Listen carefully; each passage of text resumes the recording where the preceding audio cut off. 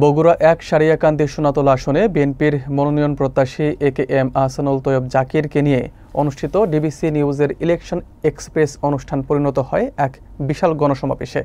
সকাল থেকেই উপজেলার বিভিন্ন ইউনিয়ন থেকে দলে দলে মানুষের স্বতঃস্ফূর্ত অংশগ্রহণে পুরো এলাকা হয়ে ওঠে উৎসবমুখর।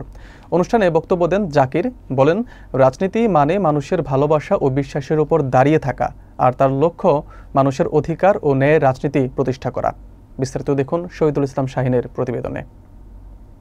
বগুড়া এক অর্থাৎ সারিয়াকান্দি সোনাতলা আসনে বিএনপির মনোনয়ন প্রত্যাশী একেএম আহসানুল তৈয়ব জাকিরকে নিয়ে রবিবার অনুষ্ঠিত হয় ডিবিসি নিউজের জনপ্রিয় অনুষ্ঠান ইলেকশন এক্সপ্রেস। শুরুতে সীমিত পরিসরে আয়োজনের পরিকল্পনা থাকলেও সকাল থেকেই উপজেলার বিভিন্ন ইউনিয়ন থেকে দলে দলে মানুষ ভিড় করতে থাকেন। একসময় অনুষ্ঠানস্থল ও আশপাশের এলাকা পরিণত হয় জনসমুদ্রে। স্থানীয়দের অনেকে বলেন, জাকির সবসময় সাধারণ মানুষের পাশে থাকেন, তাই তারা স্বতঃস্ফূর্তভাবে এসেছেন তার বক্তব্য শুনতে। বক্তব্যে জাকির বলেন, রাজনীতি তার কাছে মানুষের ভালোবাসা ও বিশ্বাসের প্রতীক, আর তার লক্ষ্য হচ্ছে অধিকার ভিত্তিক কর্মসংস্থানমুখী ও ন্যায়সঙ্গত সমাজ প্রতিষ্ঠা করা।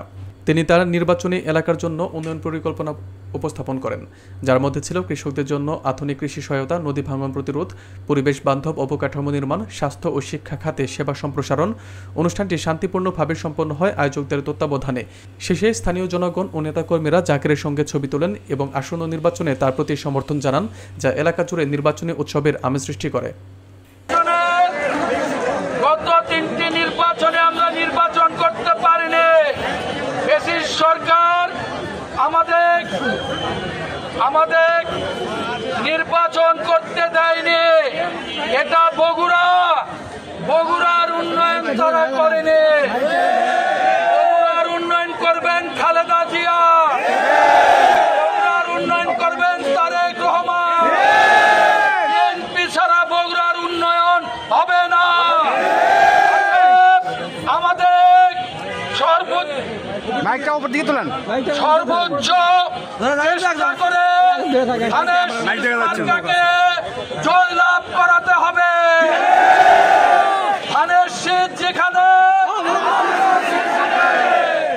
আমরা সবাই ঐক্যবদ্ধ আছি, আমাদের মধ্যে কোনো গ্রুপিং নাই, আছে নেতৃত্বের প্রতিযোগিতা। আমি যারা ক্যান্ডিডেট হতে চায় সবাইকে ঐক্যবদ্ধ হয়ে কাজ করার উদ্যোক্ত আহ্বান জানাই। আপনারা সবাই মনোবল নিয়ে যার যার এলাকা, যার পাড়া, গ্রাম, মহল্লা, ইউনিয়ন দয়া করে এখান থেকে যে আপনারা কাজ শুরু করে দেবেন। মা বোনদের কাছে যাবেন, কৃষক শ্রমিকের কাছে যাবেন, তাদের বলবেন আগামী নির্বাচনে ধানের শীষ মার্কায় ভোট দিতে হবে। তাহলে এই সোনাতলা সারিয়াকান্দির উন্নয়ন হবে।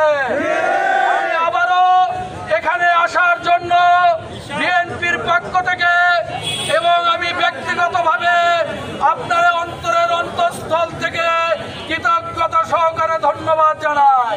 বিশেষ করে হিন্দু সম্প্রদায়ের বহু লোক এখানে এসেছে। আমি আপনাদের আত্মার আত্মীয়।